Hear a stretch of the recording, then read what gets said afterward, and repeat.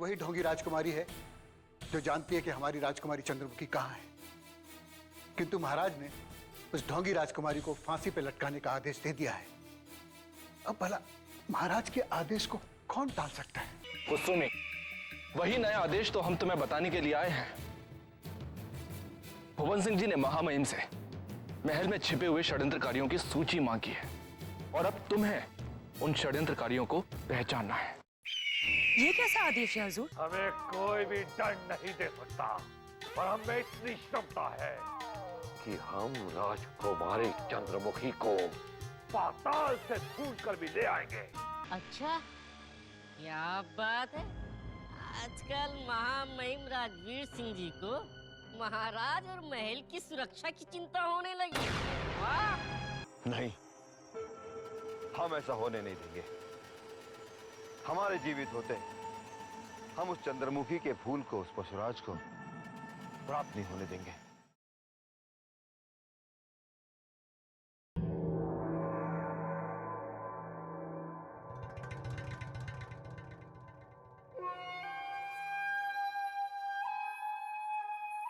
ये मंदारा कहाँ से आ रहे मंगू? ये महामहिम राजवीर सिंह के कक्ष से आ रही, लेकिन ये वहां क्यों गई थी? अवश्य कुछ गुप्त सूचना देकर आई होंगी। चलो उसी से पूछते हैं। चलो। क्या बात है मंदरा जी, आज आप बड़ी प्रसन्न दिखाई दे रही हैं। महामहिम ने आपको कोई मूल्यवान उपहार दिया है क्या? नहीं चंगू मंगू, मुझे राजवीर सिंह जी ने कोई उपहार नहीं दिया है। उन्होंने तो मुझे यह आदेश दिया है कि मैं महाराज और महल की सुरक्षा का पूर्ण ध्यान रखूं। अच्छा, क्या बात है।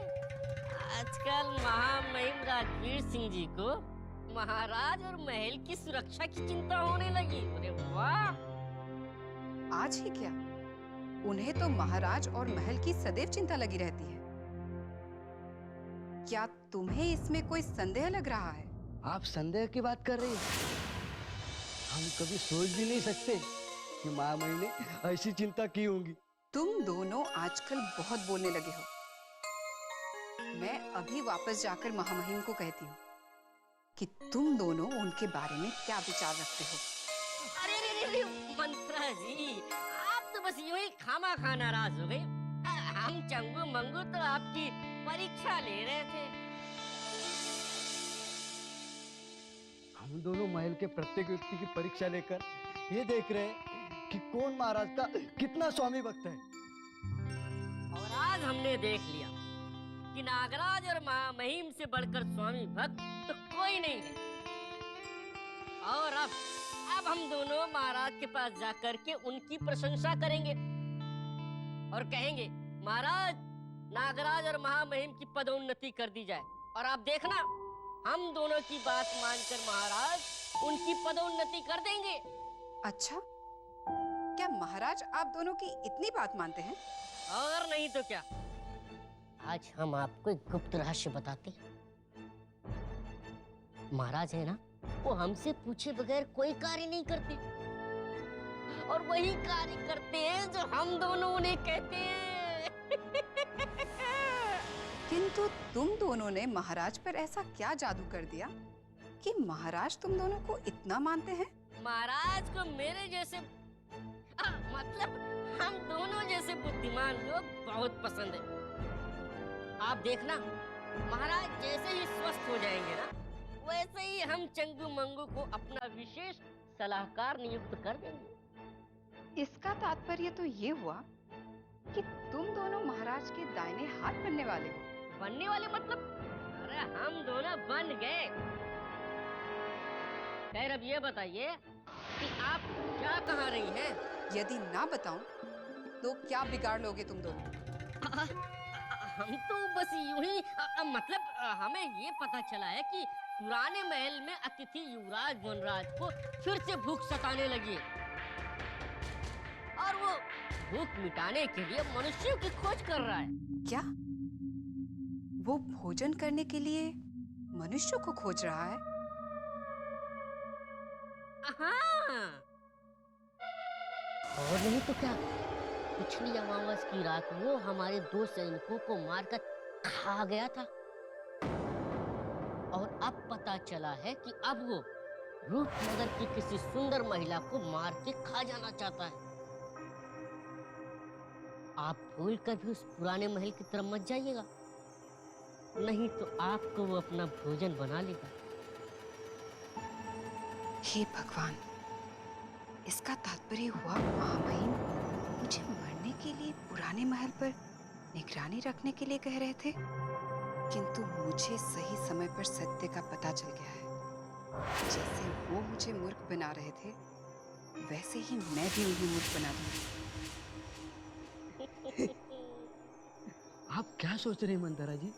लगता है आप भयभीत हो गई।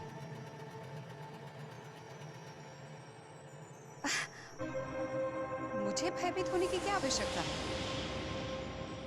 मेरा कार्य तो महल में रहकर अधिकारियों की सेवा करने का है। फिर भला मैं पुराने महल क्यों जाऊंगी?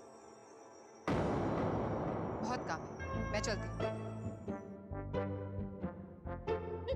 अरे मंदू, मंदारा को भयभीत करने की क्या आवश्यकता थी? तुम्हें किसने कह दिया कि वनराज सुंदर महिलाओं के भोजन की खोज में है? अरे चंगू, मुझसे किसी ने नहीं कहा। मैं तो सिर्फ ये देखना चाहता था कि ये मंदरा डरती है या नहीं। और अब वनराज के नाम से हम किसी को भी भयभीत कर सकते हैं।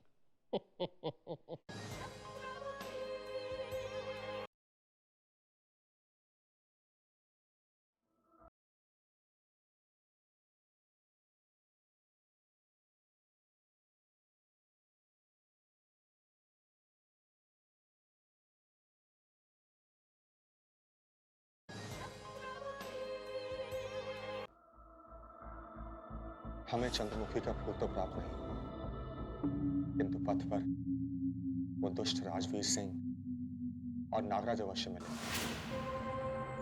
आप इतना निराश क्यों होते हैं युवराज? आज हमारे भाग्य ने साथ नहीं दिया तो क्या हुआ, किंतु कल हम उस चंद्रमुखी के फूल को अवश्य खोज निकालेंगे। अब हमारा भाग्य से भरोसा ही उठ गया। जब से हमारा जन्म हुआ है, तब से दुर्भाग्य ने हमारा साथ ही नहीं छोड़ा। हम जो भी कार्य आरंभ करते हैं, वो आरंभ होने से पहले ही समाप्त हो जाता है। लगता है राजवीर और नागराज को हम पर संदेह हो गया है। वो अवश्य हमारे कार्य में बाधा डालने का प्रयास करेंगे। नहीं अतिथि युवराज, भला उन्हें यह संदेह कैसे हो सकता है कि हम दोनों रूपनगर के इस पुराने महल से चंद्रमुखी का फूल लेने ही निकले हैं? यह अवश्य ही हमारा दुर्भाग्य है कि वे दोनों दुष्ट हमें पथ में मिल गए। पता नहीं और कब तक हमारे पथ में बाधा खाते रहेंगे। यदि हमें वो फूल नहीं मिला तो हम अपनी माँ के पास कैसे लौटेंगे? वो हमारी प्रतीक्षा कर रही होगी।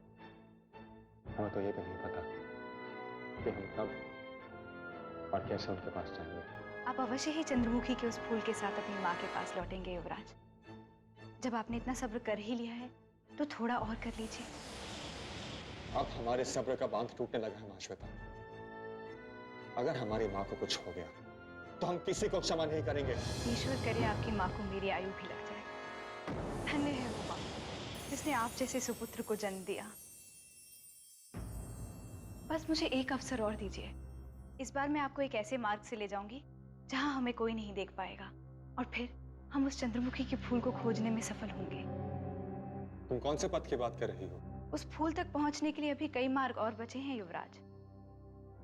यदि राजवीर सिंह और नागराज को हम पर संदेह भी हो गया तो भी वो हमारा कुछ नहीं बिगाड़ पाएंगे। ठीक है महाश्वेता, जब तुम्हें इतना विश्वास है तो हम कुछ देर और प्रतीक्षा कर लेते हैं। यदि हमें इस बार भी निराशा हुई तो हम कुछ भी कर सकते हैं, किसी भी सीमा तक जा सकते हैं। आप महाश्वेता पे भरोसा रखिए युवराज। मैं जानती हूँ कि आप उस फूल के द्वारा जो भी कार्य करेंगे वो अच्छा ही होगा। अब आप विश्राम कीजिए। मैं रूपनगर के महल पर निगरानी रखती हूँ, और जैसे ही मुझे रूपनगर के महल की स्थिति ठीक लगेगी मैं आपके साथ उस फूल की खोज में निकल पड़ूंगी। ठीक है, तब तक हम विश्राम करते हैं।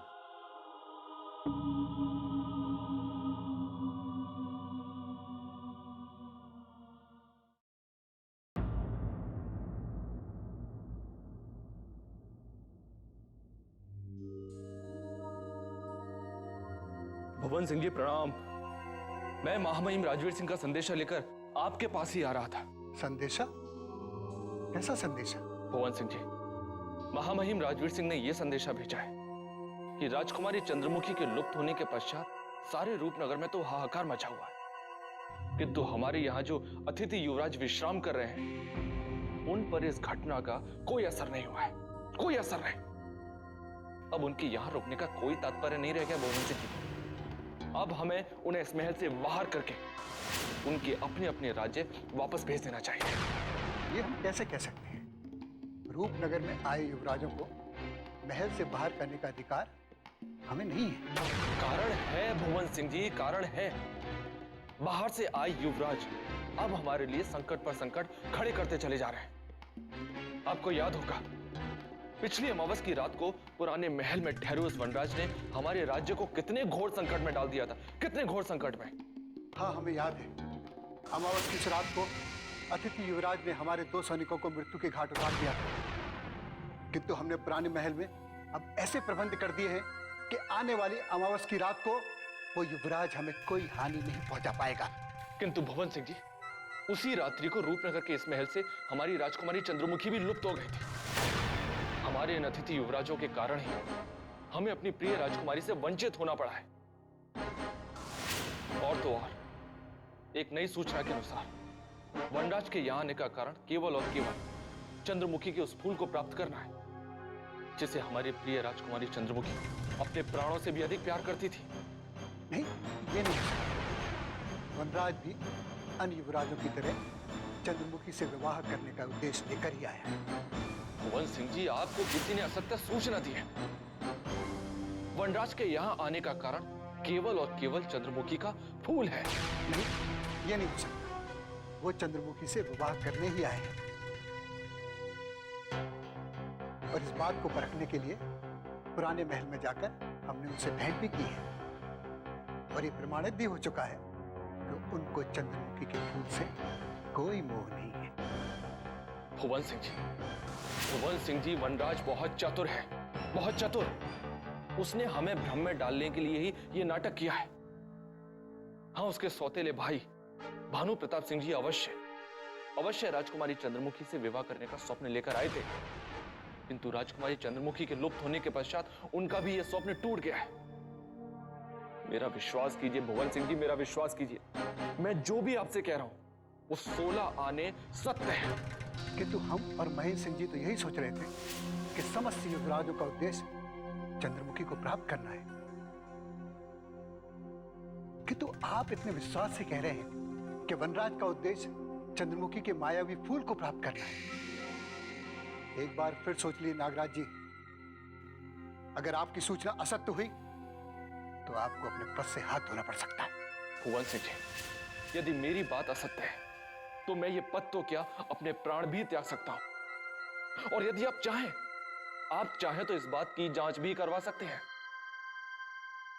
यदि आप इतने विश्वास से कह रहे हैं तो हमें भी सोचने पर विवश होना पड़ेगा, किंतु क्या आप ये हमें बता सकते हैं कि आपको ये सूचना कहां से प्राप्त हुई?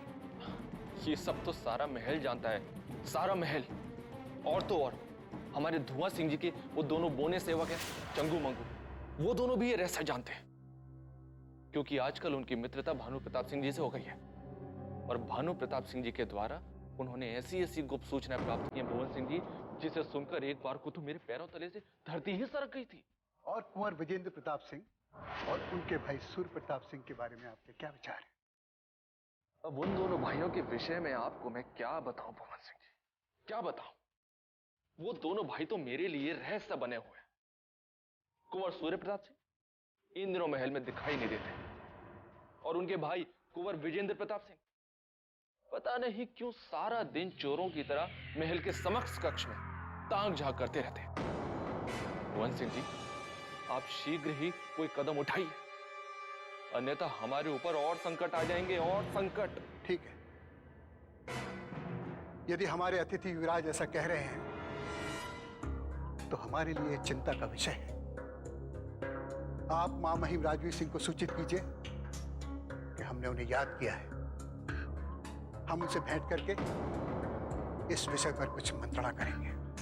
जो आज्ञा भुवन सिंह जी, मैं तत्काल आपका ये संदेश महामहिम राजवीर सिंह तक पहुंचा देता हूं। प्रणाम।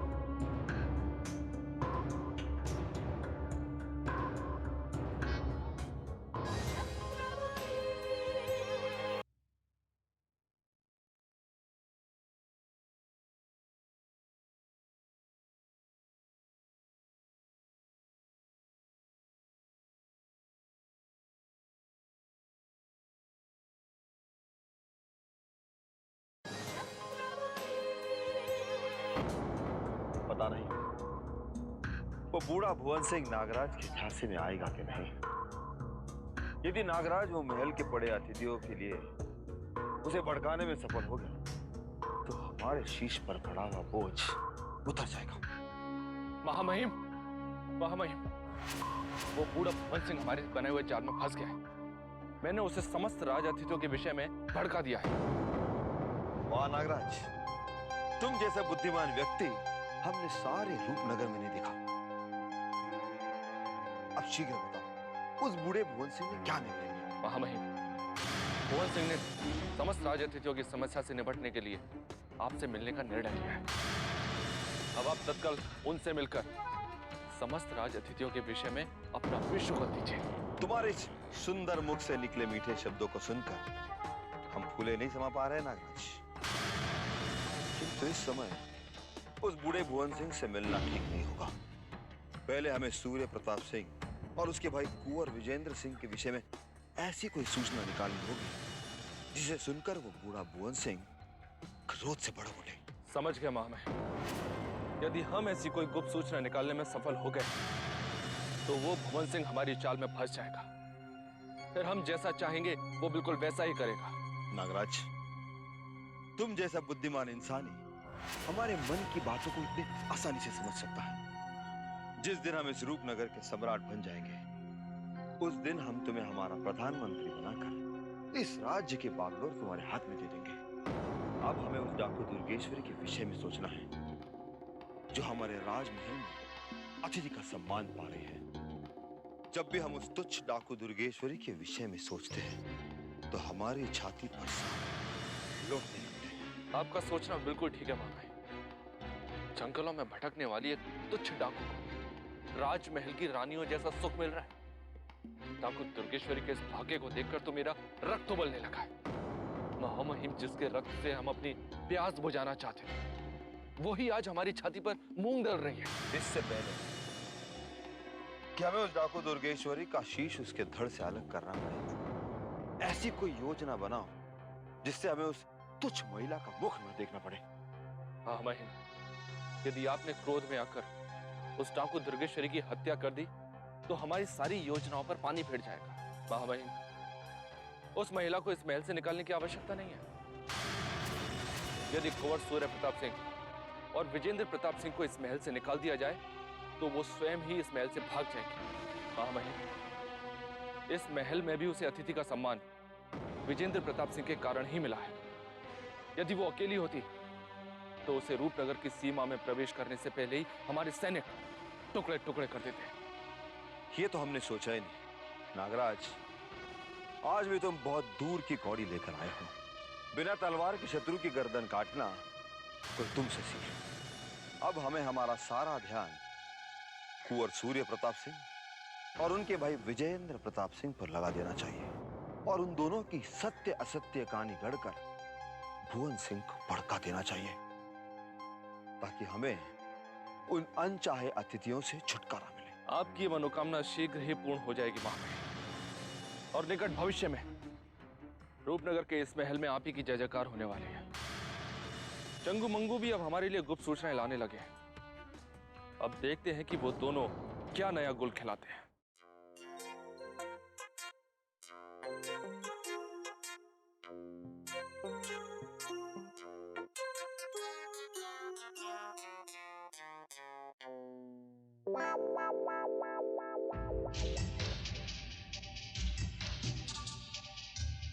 कुसमी जी,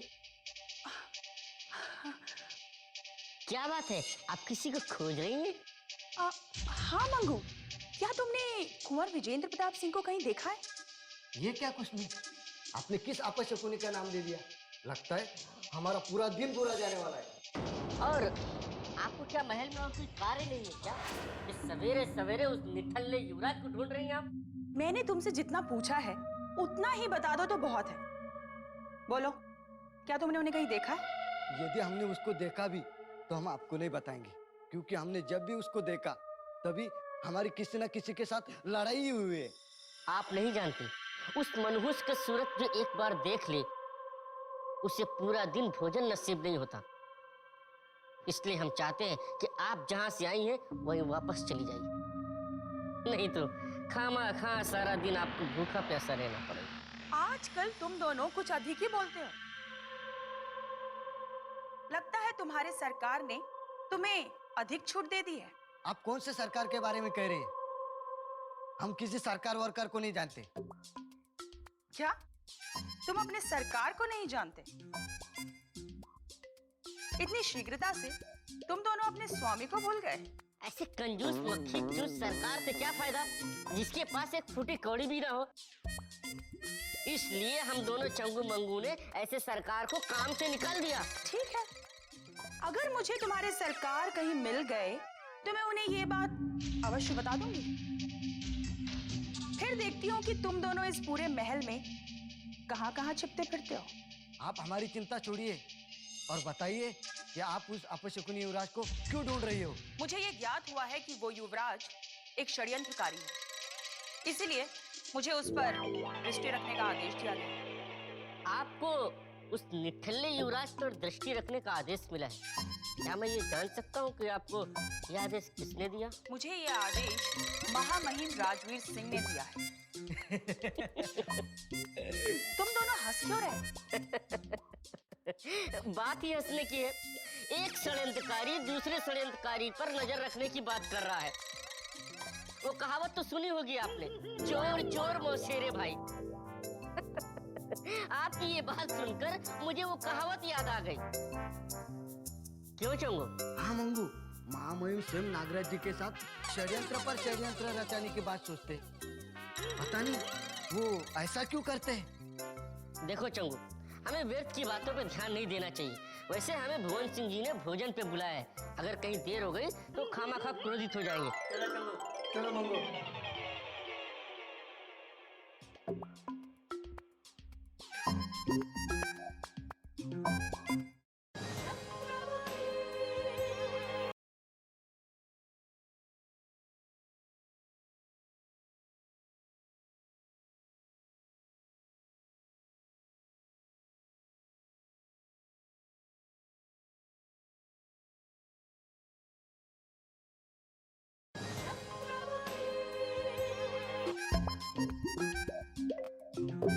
प्रणाम हुजूर। प्रणाम। और हमने तुम्हें एक विशेष कार्य के लिए याद किया। ये हमारा सौभाग्य हुजूर, आपने हमें इस लायक समझा, नहीं तो इस रूपनगर में हमें कोई पूछता भी नहीं। अरे चंगू, एक हीरे की परख तो जौहरी ही जानता है, और हुजूर से बड़ा पारखी और कौन हो सकता है। हुजूर, हम आपके किस काम आ सकते हैं? हमें विश्वस्त सूत्रों से पता चला है कि हमारे समस्त राज अतिथि कोई ना कोई षड्यंत्र कर रहे हैं। क्या ये सत्य है? अब हम क्या कहें हुजूर, हमारे राज अतिथियों को इतना अधिकार मिला हुआ है कि वो जब जो चाहे अपनी मनमानी कर सकते हैं। हम किसी को रोकना भी चाहे तो रोक नहीं सकते, क्योंकि हम बिना डोर की पतंग बने हुए, हमारे वश में कुछ भी नहीं है। खुद हमारे सरकारी हमारी नहीं सुनते। तुम किसी बात की चिंता मत करो, तुम्हें किसी से भयभीत होने की आवश्यकता नहीं है। हम जानना चाहते हैं कि हमारे समस्त राज अतिथि के बारे में आपके क्या विचार हैं? हुजूर, जब आपने पूछ ही लिया है तो हम आपको सब साफ साफ बता देंगे कि कौन किस में लिप्त है। सबसे पहले हम आपको अलकापुरी से आए हुए भानु प्रताप जी के बारे में कुछ बताना चाहेंगे। तुम निडर होकर सत्य बताओ।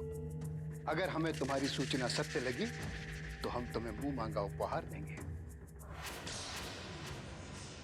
आपका आदेश हमारे लिए भगवान का आदेश है हुजूर। सत्य कहूं तो भानु प्रताप जी युवराज कम, पशु अधिक दिखाई देते हैं। ये क्या कह रहे हो? भानु प्रताप तुम्हें पशु कैसे दिखलाई पड़ते हैं? मैं बताता हूँ हुजूर।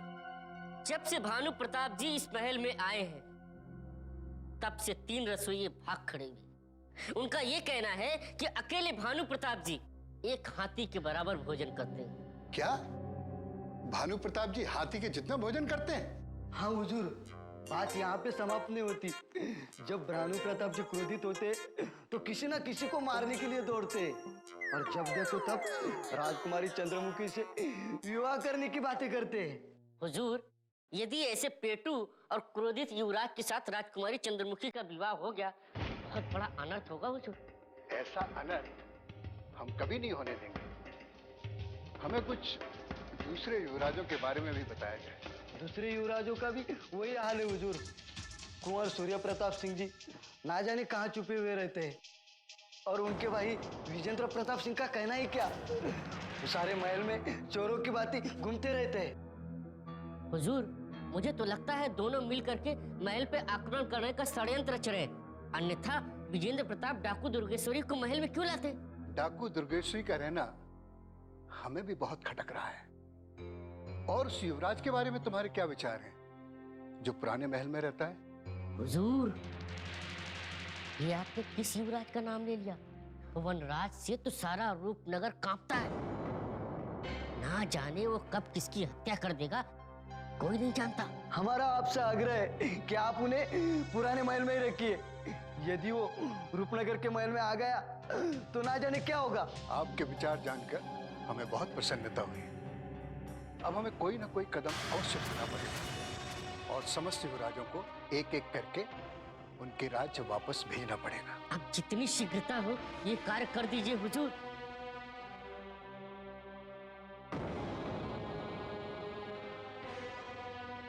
तुम दोनों हमारे अतिथियों पर निगरानी रखो, और जैसे किसी षड्यंत्र की गंध आए हमें तत्काल सूचित करो, समझे? जी हुजूर, अब हम चलते हैं। प्रणाम।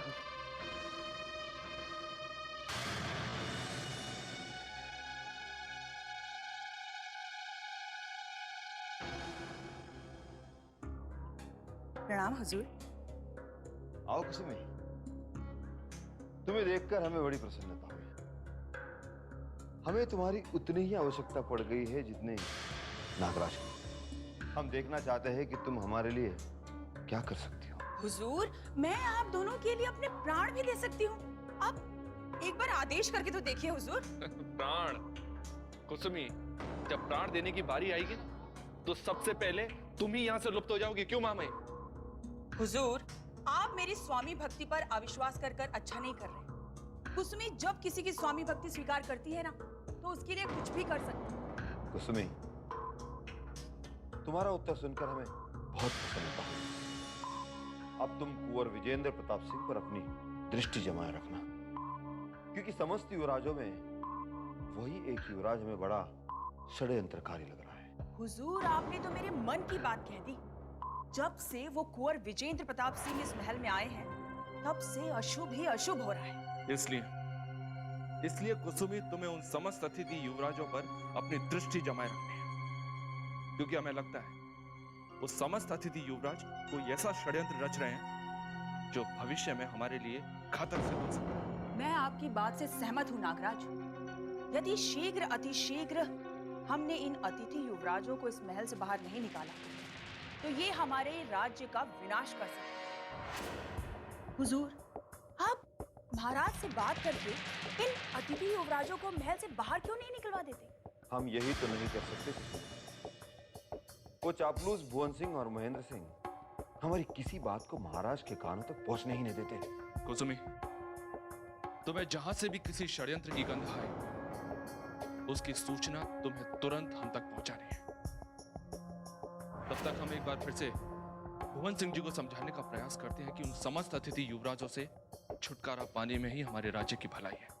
अब देर मत करो नागराज, हमें तत्काल जाकर भुवन सिंह जी से मंत्रणा करनी होगी। कुसुमी, तुम जा सकते हो, और जैसे ही कोई षड्यंत्र का पता चले तो हमें आकर सूचित कर दो। आप निश्चिंत रहिए हुजूर। कुसुमी जब दोबारा आपसे मिलेगी तो किसी न किसी षड्यंत्र की जानकारी के साथ ही मिलेगी। आज्ञा दीजिए।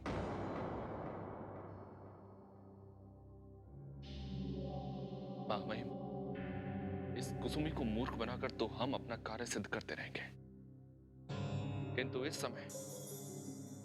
समय हमें उस भुवन सिंह को मूर्ख बनाना है। चलिए, भुवन सिंह हमारी प्रतीक्षा कर रहे होंगे।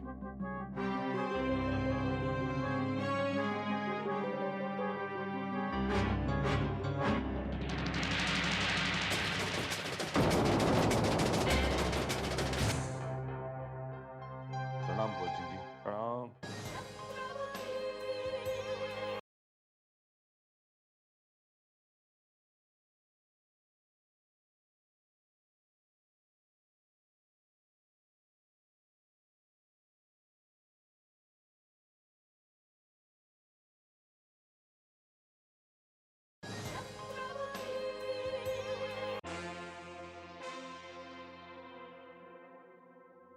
प्रणाम भुवन सिंह जी। प्रणाम। प्रणाम। आपने हमें याद किया? हाँ राजवीर सिंह जी, हमने आपको याद किया है। नागराज जी ने हमें हमारे अतिथियों के बारे में बताकर हमारे नेत्र खोल दिए हैं, इसलिए इस विषय पर मंत्रणा करने के लिए हमने आपको यहाँ बुलाया है। क्षमा कीजिए भुवन सिंह जी, हम हमारे राज अतिथियों के बारे में कुछ नहीं कहना चाहते, किंतु जब पानी नाक से ऊपर निकलने लगा तो हमें राज अतिथियों की ओर उंगली उठानी पड़ी। महामहिम, पानी नाक से ऊपर नहीं, सर से ऊपर निकल चुका है। इससे पहले कि हमारे राज अतिथि हमें डुबोकर समाप्त कर दें, हमें उन राज अतिथियों को इस महल से चलता कर देना चाहिए। नहीं नागराज, ऐसा नहीं कहते। रूपनगर की परंपरा हमें राज अतिथियों का अपमानित करने से रोकती है, और यदि हम ऐसा करते हैं तो हमारी सदियों पुरानी परंपरा को ठेस पहुंचाएगी। सदियों पुरानी परंपरा? महामहिम, क्या हम सदियों पुरानी परंपरा को निभाने के लिए उन राज अतिथियों को कुछ भी मनमानी करने की छूट दें? आज इस महल में जिसके मन में जो आता है वो करता है। राजकुमारी चंद्रमुखी के लुप्त हो जाने की किसी को कोई चिंता नहीं है, कोई चिंता नहीं है। हम दोनों उन्हें खोजते हुए भटकते फिर रहे हैं यहाँ से वहां, और वो राज अतिथि अपने अपने कक्ष में बैठे हुए षड्यंत्रों में लिप्त हैं। बस अब तो मेरा रक्त उबलने लगा है। अब मुझसे ये सब नहीं देखा जा रहा है महामहिम, नहीं देखा जा रहा है। हाँ भुवन सिंह जी, नागराज का क्रोधित होना ठीक है, क्योंकि किसी को नहीं पड़ी है कि हमारी राजकुमारी कहाँ है और किस हाल में है, और हमारे राज अतिथि राजमहल में ऐसे पड़े हैं जैसे राजमहल उन्हीं की जान में। हमें भी हमारे समस्त राज अतिथियों के बारे में कुछ ऐसी ही सूचनाएं मिली हैं। जब नागराज जी ने हमें इसके बारे में बताया तो पहले तो हमें विश्वास ही नहीं हुआ था, किंतु जब चंगू मंगू ने ये बात दोहराई तो हम पर हम नहीं मालूम था कि हमारे राज अतिथि इतने निकम्मे निकलेंगे। भुवन सिंह जी, हमारे राज अतिथि निकम्मे होते तो हम उन्हें झेल भी लेते, किंतु आजकल हमारे राज अतिथि षड्यंत्र रचने लगे हैं। अलकापुरी से आए भानु प्रताप सिंह हमारे चंगू मंगू को भड़काने से बाज में आते, और जब वो दोनों पौने उनके बातों में नहीं फंसते तो उन्हें डरा धमका कर सारे महल में दौड़ाते रहते हैं। हाँ महामहिम, आप सत्य कह रहे हैं। मैंने भी स्वयं कई बार देखा कि वो दोनों चंगू मंगू बचाओ बचाओ चिल्लाते हुए आगे आगे दौड़ रहे हैं, और भानु प्रताप सिंह उन्हें पकड़ने के लिए उनके पीछे पीछे दौड़ रहे हैं। ये कैसा अन्याय है, कैसा अन्याय! हमारे ही महल में रहकर हमारे ही चंगू मंगू को डरा धमकाया जा रहा है। आपकी ये बातें सुनकर हमें भी क्रोध आने लगा है। हम तो यही समझ रहे थे कि हम अपने राज अतिथियों पर ध्यान नहीं दे पा रहे, किंतु वो तो हमको ही नीचा दिखाने के प्रयास में लगे हुए हैं। हमें सूचना मिली है कि कुंवर विजेंद्र प्रताप सिंह भी किसी षड्यंत्र में लिप्त हैं। आप उन पर दृष्टि रखिए और हम महाराज से भेंट करके इसका कोई ना कोई हल अवश्य निकालेंगे। हुजूर, हमने समस्त अतिथि युवराजों पर दृष्टि रखने के लिए अपने गुप्तचरों को लगा दिया है। हमारे गुप्तचर चंगू मंगू की निगरानी में उन समस्त अतिथि युवराजों पर अपनी कड़ी दृष्टि जमाए हुए हैं। अब देखिए चंगू मंगू हमारे लिए क्या सूचना लेकर आते हैं।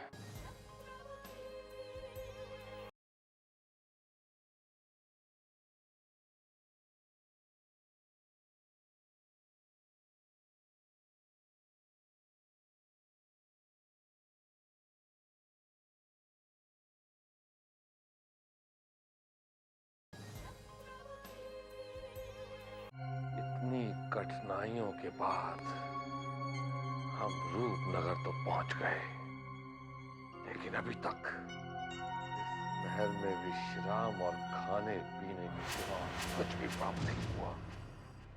इस राजकुमारी चंद्रमुखी को पाने के लिए हम यहाँ तक आए हैं, वो बिना एक झलक दिखा रहा है, लुप्त हो गई। समझ में नहीं आता अब हम यहाँ करें तो क्या करें। काश हमारी माँ या सौतेली माँ होती तो अवश्य हमें कोई बात दिखाती। हुजूर, क्या बात है? आप इतना चिंता में क्यों हैं हुजूर? हम सोचते हैं जब हमारी होने वाली रानी, हमारी प्रिय चंद्रमुखी ही इस महल में नहीं है, तो हम यहाँ रह के क्या लाभ पा सकते हैं? आपने बिल्कुल ठीक सोचा हुजूर। आप तत्काल यहाँ से उल्टे पर वापस लौट जाइए। हुजूर, चंगू बिल्कुल ठीक कह रहा है। आप जहाँ से आए हैं वहाँ वापस लौट जाइए, क्योंकि अब आप इस रूपनगर पर सिर्फ और सिर्फ एक बोझ है। अब आप ही बताइए, खाने और सोने के अलावा आपके पास और कोई कार्य है? नहीं है ना? इसीलिए अब आप बताइए, क्या आप कभी वापस जा रहे हैं? चंगू, औकात में रहो। हम महाराज से कह के तुम्हारे शीश उड़वा देंगे। क्षमा कीजिए हुजूर, मंगू से भूल हो गई। आप जब चाहे तब तक यहाँ रह सकते हैं। आप अलकापुरी के महाबली है। आप सजेले सुंदर युवराज हो। बस इधर। अब ये बताओ कि तुम दोनों हमसे मिलने क्यों आए? कुछ नहीं हुजूर, हम तो बस आपके दर्शन करने चले आए थे और ये भी जानने आए थे कि आप कब जा रहे हैं यहाँ से। अरे हम तो यहाँ एक भी दिन और नहीं रहना चाहते। जैसे ही हमें हमारी राजकुमारी चंद्रमुखी मिल जाएगी, हम उसे अपनी रानी बनाकर यहाँ से कूच कर जाएंगे। हुजूर, ये आपने बिल्कुल ठीक सोचा, किंतु जब आप राजकुमारी चंद्रमुखी जी को अपने राज्य में लेकर चले जाएंगे तो इस रूपनगर का क्या होगा? इस रूपनगर की बागडोर कौन संभालेगा हुजूर? हमने इसके बारे में सोच लिया है। राजकुमारी चंद्रमुखी से विवाह करने के बाद जब हम उसे अपने राज्य में ले जाएंगे तो हमने सोचा है कि यहाँ की बागडोर हम तुम दोनों के सबूत कर देंगे। अरे ये क्या कर रहे हो? आपके चरण स्पर्श कर रहा हूँ भानु प्रताप जी, आप महान हो। हुजूर, हम दोनों में महाराज बनने के समस्त गुण हैं। आज तक किसी ने हम दोनों को पहचाना नहीं। एक आप ही ऐसे युवराज हैं जो हम दोनों की काबिलियत को समझते हैं। हुजूर, केवल एक आप ही हैं जिन्होंने हम दोनों को पहचाना है। हुजूर, किसी ने बिल्कुल सत्य ही कहा है कि हीरे की परख सिर्फ एक जौहरी ही जानता है। हमने और भी कुछ सोचा है। यहाँ से कूच करने से पूर्व हम रूपनगर के 2 टुकड़े कर देंगे और तुम दोनों को एक एक टुकड़ा दे देंगे, ताकि बाद में तुम दोनों के बीच में कोई खटपट ना हो। हुजूर रुकिए, कहीं मैं कोई स्वप्न तो नहीं देख रहा हूँ ना? अरे अभी और तो सुनो। हमने सोच रखा है कि एक टुकड़े का नाम चंगूपुर रखेंगे और दूसरे टुकड़े का नाम मंगूपुर। वाह हुजूर वाह, कितना सुंदर लगेगा जब आधे रूपनगर का नाम मंगूपुर होगा और आधे रूपनगर का नाम चंगूपुर होगा। हुजूर बताइए, हम आपकी क्या सेवा करें? आपके चरण तो हम दबा ही रहे, आप कहे तो आपका गला, अरे मेरा मतलब आपका सर दबा देते, आपकी चंपी कर देते हुजूर, आपकी मालिश कर देते हुजूर, बताइए। अभी नहीं, अभी हम बहुत सोच विचार में हैं। रात को जब हम विश्राम कर रहे होंगे तब तुम दोनों आके हमारी सेवा करना। और एक बात याद रहे, जो भी महल के मंत्री संतरी, जितने भी बड़े बड़े बुजुर्ग हैं, माली बावर्ची, जो भी तुम्हें मिले, सदैव कुंवर भानु प्रताप सिंह की प्रशंसा करना, प्रशंसा, समझे? जाओ। हुजूर बिल्कुल ऐसा ही होगा। जा रहे हुजूर, जा रहे। अब देखना आपके नाम के हम कितने गुण गाएंगे। भानु प्रताप सिंह की जय हो, भानु प्रताप जी की जय हो, भानु प्रताप जी की जय हो, भानु प्रताप जी की जय हो, भानु प्रताप जी की जय हो, भानु प्रताप जी की जय हो, भानु प्रताप जी की जय हो। भानु चंदू, भानु चंदू, जय हो।